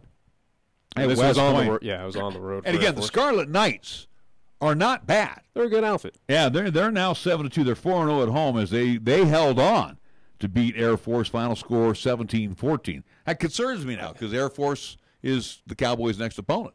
I think Army is much better than the Cowboys. Oh yeah, if we're going to go that route. Again, playing the numbers game. But again, the Cowboys have a bye week to prepare for Air Force and figure out what they're going to do. So we'll see how that goes. Well, what amazed me in that game was the defense played by the Air Force. Mm-hmm. So they found a way to clamp down. And again, Scarlet Knights like to run the football. Let's see what else we had here. Boise State beat BYU, non-conference affair. 21-16. San Diego State outlasted New Mexico. And they had to claw for that one. 31-23 in Albuquerque. Continue on. Let's get then the final out of Hawaii. Boy, you want to talk about Utah State taking it out on somebody after they have not played well since Wyoming. And they matched up with the Hawaii Rainbows on the islands. How about 56-17? They clobbered the Rainbows. Does that surprise me? No. So again, Utah State's one of the most volatile offensive programs. But the Cowboys' defense shut them down, didn't they? Give your props to the defense. I'll give them some props, but again, I think also, too, for Utah, that was a situation where they kind of played down and overlooked the Cowboys of going, hey, look at this team. We should just cruise over them. Kind of like what I was thinking what was going to happen that game. Again, it was, a 17-point spread in favor of Utah State, which I thought was very low in that contest. I think looking back to that Aggies game against the Cowboys, yes, defense was solid. I'll give them the credit, but also, too, I think Utah State absolutely overlooked the Wyoming Cowboys. Just thought they were going to cruise on into Laramie, get the victory, go on home, and go on about their business. I honestly believe that. All right. So we look at the standings here in the Mo West on the mountainside. Utah State still holds a game lead over Boise. CSU 2-3, Cowboys 2-4, Air Force 1-4, New Mexico 1-4, bringing up the rear. Over on the west side, Fresno State 5-0. They have a game lead over San Diego State 4-1. Nevada, who had the week off, 3-2. Hawaii 3-3, and San Jose State and UNLV, don't need to go any further. So bowl eligible teams: Utah State, Boise State, Fresno State, San Diego. Hawaii is bowl eligible. Hawaii's been bowl eligible for 4 weeks now. Nevada is on the cusp. Nevada is the next team that has a shot, and I think they will, at becoming bowl eligible because they looking at their schedule. I think they should coming up, but who does Nevada have next? They got CSU. Yeah, that's what I'm saying. They should. In Reno, yeah. Again, this is a Nevada team that held their own or at least in Fort Collins last year against the CSU Rams. Almost upset them there at Canvas Stadium. So, how would you like to beat Nevada? Here's your 3 games left: CSU, San Jose State, and UNLV. Yeah. Again, that's why I'm saying Wyoming right now at this point in time, again, where that 6th win for Wyoming is going to come at the end of the regular season, I think by then Nevada is going to have their sixth win. They're going to be bowl eligible well before Wyoming ever is. That's why I'm saying for the Cowboys, you can't really hang your hat on a bowl, at least postseason play this season. It just doesn't seem like it's going to happen. You're going to compete. You're punching up right now to there's 6 teams ahead of you. That's what I'm saying. 6 teams ahead of you where there's not a whole lot of bowl spots eligible. Right now it's going to come down to either Fresno State versus Utah State or Boise. That's going to be one matchup over, or at least for the Mountain West Championship. Is it something that if for whatever reason, again, Fresno, the ranked team, if they are to continue on, let's say they win out, win the Mountain West Championship, do they move on to a outside bowl that isn't kind of an at-large bid? Possibly. Well, possibly. And that might shift things around where, again, now you'd only have 5 teams to worry about, where, hey, Boise, you go compete in the Las Vegas Bowl. Utah State, you go compete out at the Arizona Bowl for whatever reason. I mean, you would need a scenario like that. But for me, at least to tell Cowboy fans at this point in time, if they win out, which is a possibility, I think it is, they're going to probably struggle against Air Force. They're probably going to struggle as well, too, against New Mexico on the road. We'll see what happens in the next 2 games. But I wouldn't hang your hat on this season of this team if they are to win out, that you're going postseason playing. Right. I think, again, as much as you look at strength of schedule, all this fun stuff, quality of wins, I think is what's going to hurt this Cowboys team of, well, you beat San Jose State. They're a sub-500 team. You're beating Air Force. They're sub-500. CSU, sub-500. You're going to beat possibly New Mexico. They might be sub-500. There's not really an impressive win there. You can't say Wofford was impressive. You can't say New Mexico State was impressive. I'm looking at all the bowls, and even that are committed to the Mountain West. And you have Potato Bowl. No, wait, let's go. Let me go right down the list. You got the Gildan, New Mexico Bowl. That's your rinky-dink, again, where you're kind of begging to play postseason. You got the Mitsubishi Motors Las Vegas Bowl. I'll say, again, that New Mexico Bowl is the only bowl that probably Wyoming will get accepted to. No. I'm just saying, that's the first bowl that gets played. No, I know, but they won't get... I'm just saying, that's the only bowl you would have a hope for this Cowboys team. The other bowl is the famous Idaho Potato Bowl, which that's we 3. went to. And last year we were 7-5 when we went to that. But you had quality wins as last year. I understand You upset 2 top 25 teams, so... The next time the Mountain West gets a bowl opportunity is the Hawaii Bowl at Aloha Stadium. Who do you think's going to play in that one? Hawaii. You think? Let's see. The Mountain West on December 29th has the Nova Home Loans Bowl, Arizona Bowl. Arizona. I'm not going to go there. They're going to go up against the Sun Belt Conference. That's it. So the Mountain West only has guaranteed. Oh, they don't have the Santa Clara one anymore? No, they only have 1. So 5. 2, 5 bowls. 5 with 7 teams competing for bowl eligibility. Again, where one team might go playoff at an at-large upper bowl, which would be Fresno State. Or but again, right now, since they're ranked 23rd. So that leaves you 5 teams right there, again, above the Cowboys, who are going to have probably more wins than the 6 that you need, who are going to probably fill up those positions to go play at Las Vegas, who are going to go play here or there or wherever. I don't see the Cowboys. Again, your only shot, if they win out, your only shot to play in postseason action is probably that New Mexico Bowl. Again, that first day bowl action, that's the only thing. And that's probably going to be filled up by Nevada, I would assume. Nevada, something like that. So, yeah, there's not even at large. Basically, the core of bids. I'm just saying the core of the messages right now, for at least for this Wyoming Cowboys football team, is you should not count on a bowl. Should not count on postseason action out of this team. You need a lot. You need almost a miracle for this team to even do anything in postseason action, just of how bad they've been playing, again, of how talented, at least around on the Mountain West, has been doing, of other teams kind of stepping up and getting those six or more victories. Well, and I think some of the bowls have gone bye-bye because I'm counting. There's no Poinsettia. Well, I'm counting here. There's only 33 bowl games, so 66 teams. Well, they might have altered. Well, that's all I'm seeing right now is 33 bowl games. That seems like a lot. And then you're looking at your you have what, 119 schools in Division I. 66 of them are going to play in postseason action. Seems like a lot. Wait a minute. Here we go. 33, 34. I found. Do you know how to count? I got it now. 35. Doesn't sound like it. 36, 37. There's 37 bowl games. There you go. My bad. Okay, so 37. You take that. 74 teams out of 119 get a chance to play postseason action. Doesn't that kind of seem a little extravagant? Yeah. Well, and again, too, here on December 29th. Doesn't seem like it's all that special. I'm going to the later days. December 29th, the Chick-fil-A Peach Bowl. That is not going to have anybody from the Mountain West.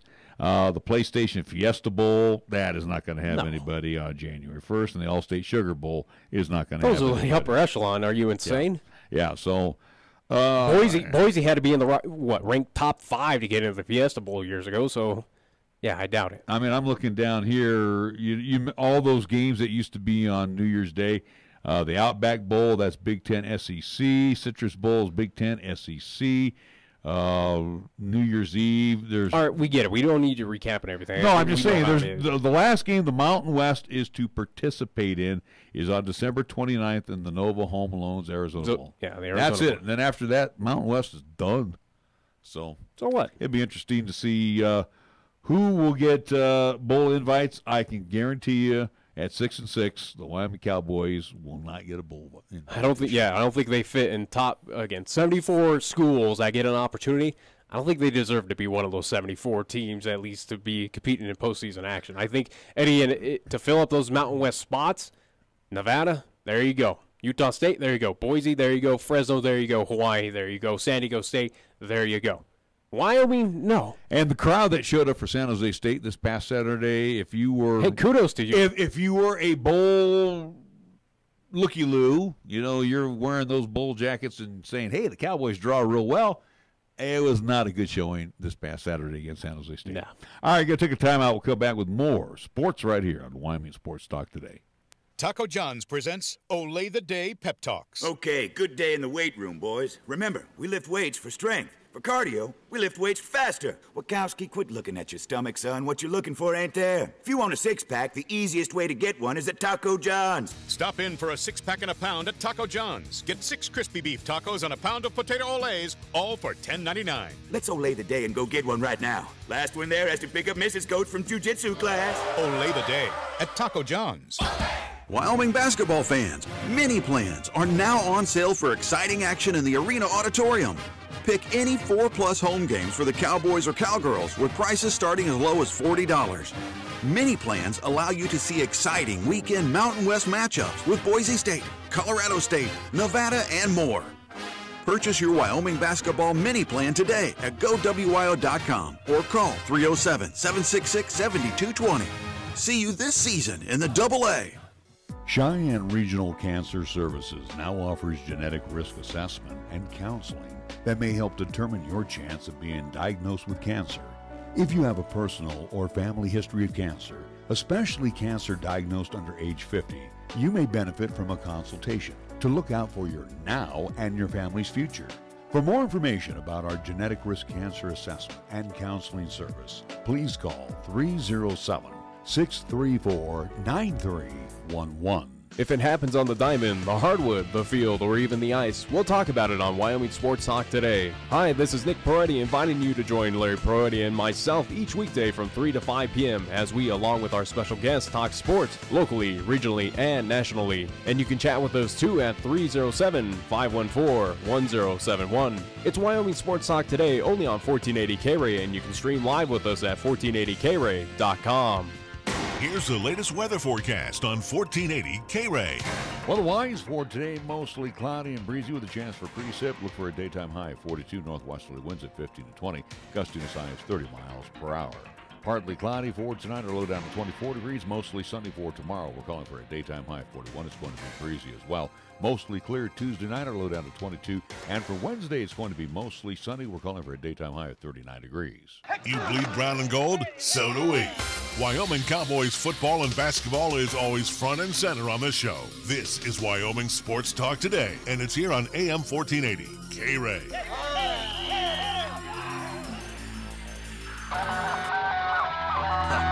It's time to play the game. Put your money on the table. Come on. It's the one game We are back on Wyoming Sports Talk today. I think we need to change that promo, or at least intro out of bleeding brown and gold. I'm bleeding more red and gold after Thursday night's game between the 49ers and the Raiders, the final battle of the Bay, and one Nick Mullins. Hey, the guy out of Southern Miss. You picked that one, didn't you? You had the Niners winning. I believe the 49ers. The Raiders are just awful, and we know that. They are terrible right now. But how bad they were, we did not expect this. Again, going against a quote-unquote rookie Nick Mullins, who came and just showed up and just put a whipping on the Raiders. Wow. I'm still shocked. I am a big fan of Nick Mullins right now. I think granted, say what it is, he got a monster victory against the Raiders. The Raiders are just completely trash. But will this carry on for the 49ers? The 49ers are not making the playoffs. But is this something where this team kind of works in those trends of those streaks of, is it something that we're going to kind of see of like, hey, could Nick Mullins compete if he's to win a few games here and there? Does he compete with a Jimmy? This was the battle of who's going to get the first draft choice and who's going to get the second draft choice. Yeah. These are two not good teams. It's funny. We set back our clocks 1 hour this past weekend. John Gruden set back the Raiders 10 years with his coaching right now. Yeah, it's terrible. The Raiders are terrible. I don't say the 49ers are bad. Again, it's a team that is just heavily injured right now. Again, most of the projected starters, are on IR at this point in time, but they're still trying to make the most of it at this point in time. But Nick Mullins, though, I mean, this is a guy who I like his background. I like the story that was around him. The guy was under 500 as a quarterback in college. But he broke a lot of Brett Favre records. Yeah, great and all for this him. stuff. What did we do in the picks? We both went 4-1. We did. So I lost the Raiders, and you lost which one? I lost New Orleans. Oh, I went with the Rams. You took the Rams. Well, and let me ask you this. I'm glad that you mentioned there's two games I really wanted to focus on. Houston. We also picked the Houston and Denver game, which we can talk about. Of you didn't think DT was going to go off. He made his presence known against the Broncos, at least this past Sunday, and Houston came away with a victory. But it brings up, again, the big question right now in Denver of, is it time to get rid of Vance Joseph? Is his hot seat at a boiling point at this point to get him out of Denver after another loss? Yes, it is against a talented Houston team, a team that is now, 6-3, the Broncos sitting at 3-6. That's kind of the big takeaway over this past weekend of, are the Broncos at a point that Vance Joseph, is it time for him to go? Well, I don't know. I mean, McManus is pretty reliable kicking field goals, and he missed the game-winning field goal. Granted, and Demaryius Thomas only had 3 catches, by the way. He did okay. I get it. 3 catches for 61 yards. Who cares? It's DeAndre Hopkins is the one they couldn't stop yesterday. Well, yeah, that's the main target out there. But this Bronco team, they're not even an enigma. They can be good. No, but so again with Case Keenum, you're not winning any AFC West titles with him. He didn't throw any INT, so I can't really. He's an average quarterback. Again, that's what you're going to get out of him. He's not going to do anything flashy like a Brady or a Rodgers. He's just middle of the road. He's going to get you by. Barely. He's not. Yeah, don't even put him up in that. He was nothing. He was only special in Minnesota because of the tools that were around him. Again, Case Keenum, I put in the same elevation as a Colin Kaepernick of what he has done. Again, I don't think he's that talented as what people think he is. I think that he had a good surrounding basis around him in Minnesota. And now without him, without those pieces, again, an offense that is kind of put together and trying to work piece by piece, it shows the real Case Keenum, the old Case Keenum that has been the average quarterback throughout his entire NFL career. And that's what you got with Case Keenum. There's no doubt about it. He's average. But the Broncos defense, again, that came in with high marks. Deshaun Watson, he got sacked 4 times yesterday. His numbers weren't stellar.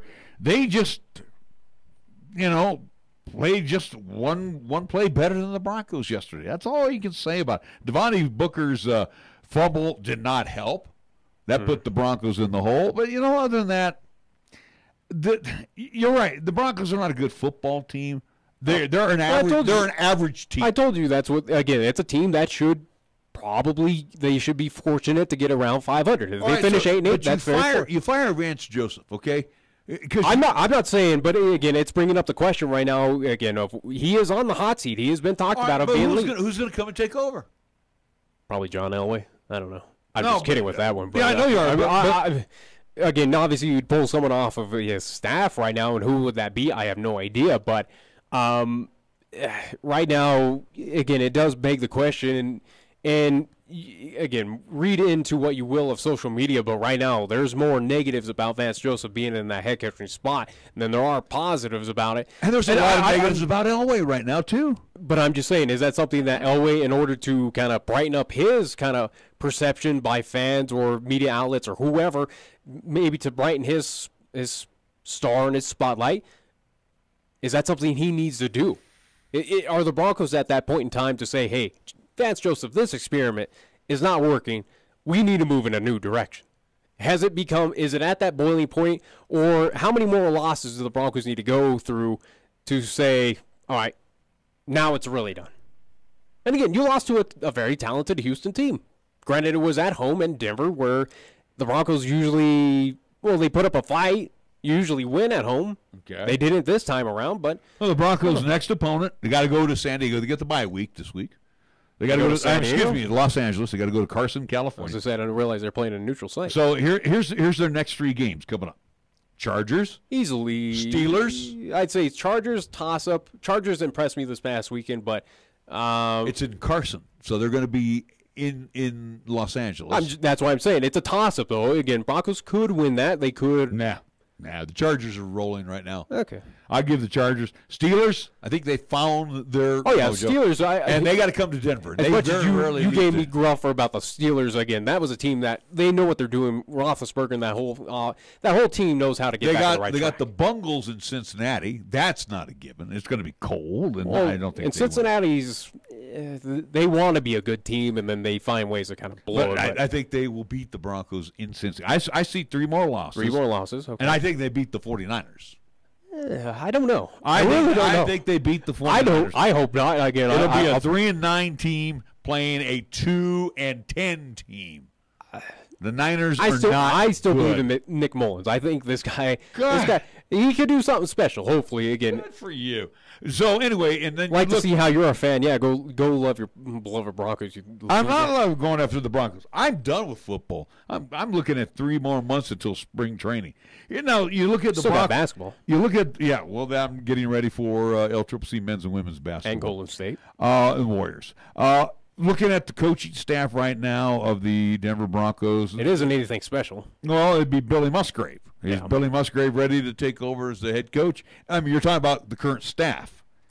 I don't know. There are head coaches available right now. I don't know if I'd want anybody off this staff to be the head coach. I'm just saying there are one notably out of Cleveland. Could Hugh Jackson come on up to the Mile High City? He is looking for a job. I mean, there are a few others that you could probably recruit. Hey, Broncos are a storied franchise. Hey, you got Fox, who used to coach the Broncos. He's now a television commentator. No, thank you. I'm just saying there are openings out there. There are people looking for that head coaching position.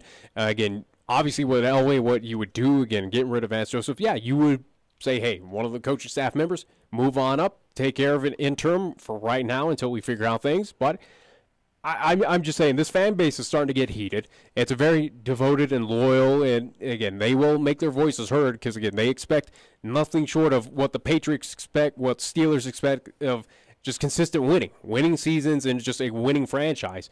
They're not getting it. They haven't gotten it for quite some time now, and they're being vocal about it of going, hey, this is not acceptable. We're done. And is that translating? Is front office, is John Elway reading that? Is he even caring at this point in time? Or is he just trying to stick it out and just go, we can take the heat. This is what I believe I think John Elway is just as much on the hot seat as Vance Joseph is right now. I know he's beloved in Denver, but the point is those negatives towards Vance Joseph are also negatives towards John Elway, because who brought Vance Joseph in? Be John Elway. Who brought Case Keenum in? It had to be his boy John Elway. So, if you're gonna start pointing fingers, and we got to look at the front office. I'm just saying John Elway is not going to be removed from office before Vance Joseph. Again, as you said, he's so beloved. It's a situation. Yeah, but there's a point where you got to take away all the appearances at the Super Bowl, and you got to take away the 2 Super Bowl wins that he had that he won, and then you got to take away the one that he was the general manager. Those are in the past. Those are done. This is a new group of fans out there right now that are not happy the way their team's playing. for the second consecutive year. Yeah. Okay? So, yeah, maybe Vance Joseph is the guy that is going to Well, again, he is the main target, obviously, and it's any head coaching position is going to be that main target. But I don't see Elway being removed before Vance Joseph is. If things continue for this Broncos team, if they are to finish sub 500, which again I think they will, and every indication is showing that they will. It's Elway, as beloved as he is, again.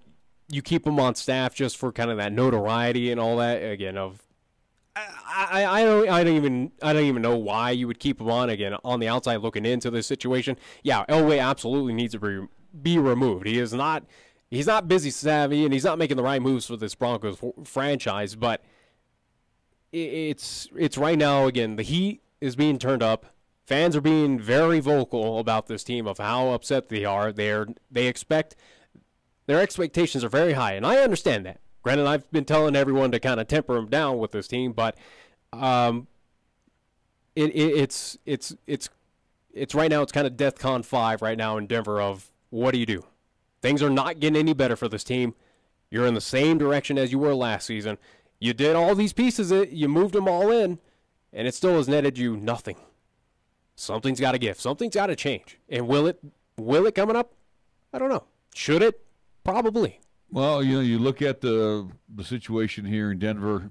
Like I said, I'm looking at after the bye week. They're going to get a couple pieces back, but they are still like I said, going to be if on the short end of the If I was scoreboard. front office there in Denver, you take advantage of the bye week. Just say, hey, you're gone. Let's bring in this new piece to work in for that entire week. Again, you got an entire week to work to get in a new offense, new defense, whatever you want to do. It's your team for the interim. Let's get everyone adjusted to how your coaching style is going to be. Here it is. You have all that time. It ain't going to happen. I think Joseph. No, I don't think so. I don't think so either. But again, on a business standpoint, it would make sense. Where you said at this bye, he was going to be gone at 3-6. I thought again, going back to preseason of how I predicted how the Broncos season would be. I figured by San Francisco, at least by the 49ers, if they are to lose to the 49ers, which again I still believe they could. Again, they have to go on the road to Levi's Stadium. My prediction was that Vance Joseph was not going to be the head coach by weeks in of that 49ers. And I actually believe they're going to snap their losing streak by beating the Niners. They're going to lose the next three, and then the Niners. That's not even a guarantee. It's just again, the 49ers are a talented team. They're a team that is still trying to figure out things. Again, a team that is coming from behind of trying to get over all these injured reserves, all these massive injuries to every starter. It's a team that is still fighting out there. Yeah. Clearly, they showed that against the Raiders. And they've showed it against every other team.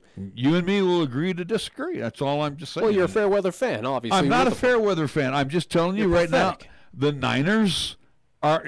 You're too brainwashed being out here. No, I'm not. I'm just saying that the Broncos may actually have a shot at beating. They're not going to beat the Chargers. So same with the 49ers. They're not going to beat the 49ers Steelers. have a shot to beat the Broncos.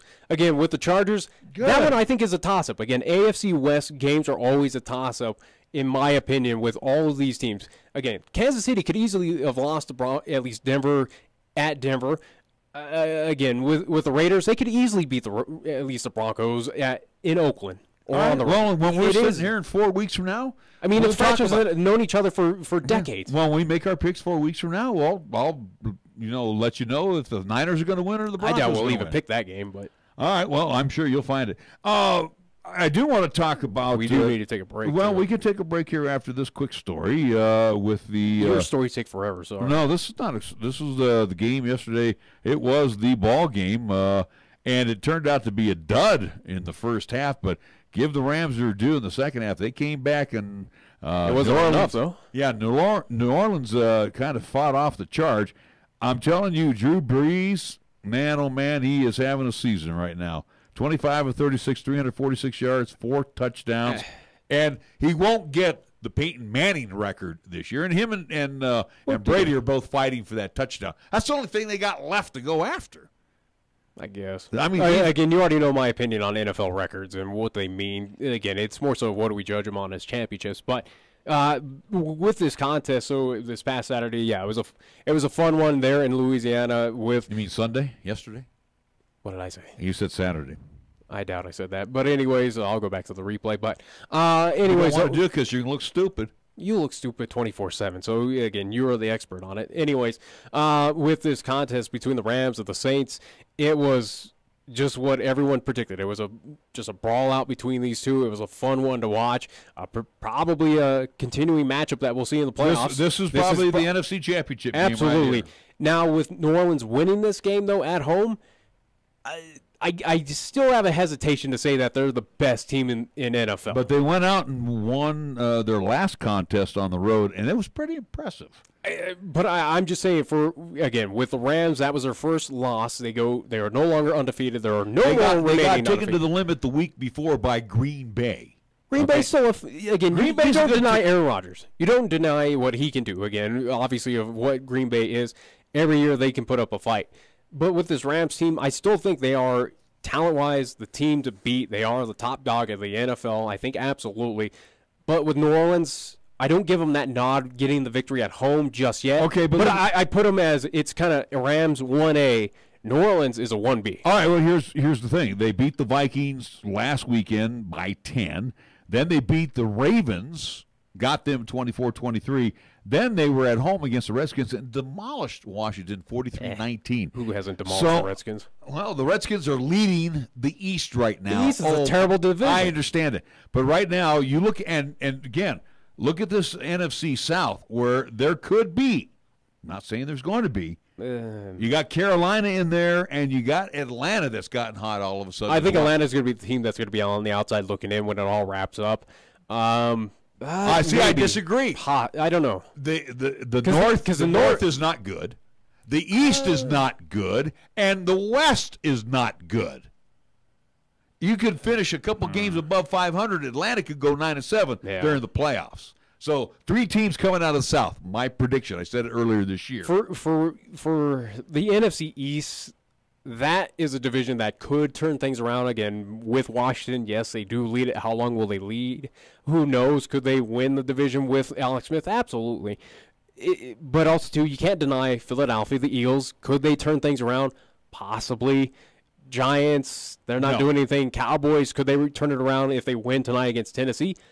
They're even. I don't know. The Eagles, the Cowboys would be even at 4-4. You go into the North, you got the Vikings and the Bears at 5-3. You got the Packers under 500 after losing last night. Saints, Panthers, Atlanta, and the Falcons are 4-4. They've turned it around. They won their last 3 in a row. I'm just saying with Atlanta, they might be a team that could be on the outside looking in, where, again, maybe those 2 NFC East teams. Again, I just don't deny Philadelphia. I think Philadelphia it's a franchise, again, coming off a Super Bowl victory.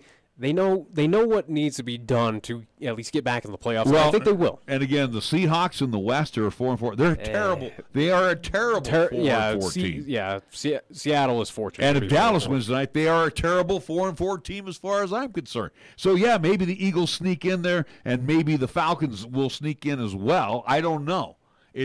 I'm just telling you right now. At this point in time, though, the Bears are not going to win the division. No. Or the Vikings will probably win it. Yeah, but right now, at this point in time, the rest of the NFC is a complete joke. Only the Rams and the Saints. The Rams and the Saints are the only 2 teams that are going to be vying for a Super Bowl championship from the NFC at this point. But also, going over to the AFC, we need to take a break desperately. All right, well, we'll take a timeout. We'll come back. We'll chat about the AFC. And, again, New England very impressive last night, especially in the fourth quarter against the Packers. Back after these words. You can actually get something good for your health at a drive-thru window. When you order your next prescription from Medicap Pharmacy, call ahead and use our drive-thru window. Or you can call for free delivery. You can even log on to Medicap.com and order a prescription refill. Your Medicap pharmacist will call you to make arrangements for pickup or delivery. Medicap Pharmacy will always make time for you. Medicap Pharmacy, 1947 Bluegrass Circle, next to Texas Roadhouse in Cheyenne. Or call 635-3712. When you say Mondello Pizzeria, think authentic Italian. When you say Mondello Pizzeria, think made fresh from scratch. When you say Mondello Pizzeria, think great pizza, delicious Philly cheesesteak, superb hot and cold Italian sandwiches, meatballs, sausage, and special subs, calzones, crisp salads, and great service. When you say Mondello's Pizzeria, think unmatched Italian taste. Mondello's Pizzeria, 1507 Stillwater Avenue, your only true Italian stop for lunch or dinner. Check out the huge savings this week at Town & Country Supermarket Liquors. Here are just a few of the terrific weekly specials. Check out these super buys heard only right here. Sailor Jerry Spiced Rum, 1.75-liter bottle, $20.69. Jose Cuervo Gold or Silver Tequila, 1.75-liter bottle, $27.89. And Corona, 24-pack of 12-ounce bottles, $27.99. Town & Country Supermarket Liquors on the South Greeley Highway, Cheyenne's low-price leader. Due to our stormy season this summer, Jolly Rogers RV Sales and Service is offering you a hail of a deal on a wide variety of travel trailers, including toy haulers. Get up to an additional 50% off MSRP on Jolly Rogers' already low prices. Check out their new and used inventory. Damaged or not, you can still travel in style. Call Jolly Rogers RV Sales and Service today, your exclusive Jayco dealer, at 634-8457. See them at 6102 U.S. Highway 30 or go to jollyrogersrv.com. Your locally owned and operated radio stations, KYOI-FM and 1480 KRAE AM, are just that, local. Serving Cheyenne and Laramie County, where your advertising dollar stays local too. It doesn't end up in Colorado, Oklahoma, New Hampshire, or even New York. We conduct business here, we shop here, and we live here. And we support our entire community 24/7, 365. Just because it has a window dressing doesn't mean it isn't a facade. A reminder from KYOI and 1480 KRAE. You love the Lennox difference, from collision repair to minor nicks and dents. Certified quality you can trust. Nobody cares about your car more than us. Lennox Auto Body, we do what we say. We fix it right and get you on your way. No shortcuts, no compromise. Lennox Auto Body. No shortcuts, no compromise. Lennox Auto Body at 1020 Dunn Avenue and the Detail Center at 617 East Pershing Boulevard, Cheyenne. The next time you have a craving for authentic Mexican cuisine, visit Guadalajara at 1745 Del Range Boulevard. Locally owned and operated, they serve their dishes with family tried and true recipes with the freshest of ingredients, made to order. Start off your meal with their complimentary chips, salsa, and bean dip. And if you're feeling adventurous, enjoy your favorite margarita or cerveza. Guadalajara, where the spice is always nice. Here's the latest weather forecast on 1480 KRAE. Otherwise, for today, mostly cloudy and breezy with a chance for precip. Look for a daytime high of 42, northwesterly winds at 15 to 20, gusting as high as 30 miles per hour. Partly cloudy for tonight, or low down to 24 degrees. Mostly sunny for tomorrow. We're calling for a daytime high of 41. It's going to be breezy as well. Mostly clear Tuesday night, or low down to 22. And for Wednesday, it's going to be mostly sunny. We're calling for a daytime high of 39 degrees. We're taking Cheyenne, Wyoming Sports Talk Radio to a whole new level. This is Wyoming Sports Talk Today. Don't look at me. I think these people are completely nuts. Stop this crazy thing! And it's only here on AM 1480 KRAE.